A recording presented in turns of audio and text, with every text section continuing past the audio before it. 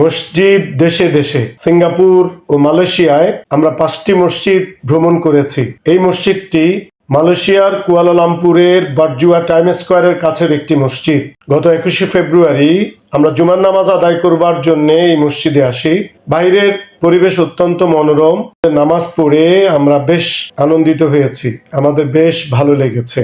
বিকেলে আমরা চলে আসি পুত্রজয়া মসজিদে। স্থাপত্যের দিকে নান্দনিক সৌন্দর্যমণ্ডিত পুত্রজয়া। এখানে আমাদের মিজানুর রহমান আজহারি ও ডক্টর জাকির নায়েক জুমার নামাজ আদায় করবার জন্য আসেন।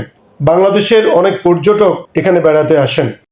এটি মসজিদে নাগারা, কুয়ালালামপুরের কেন্দ্রীয় মসজিদ। সন্ধ্যার পর এই মসজিদটিতে ভ্রমণে আসি আমরা।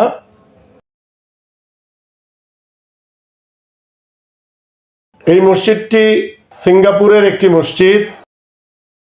আশেপাশে পাকিস্তানি লোকদের বসবাস বেশি।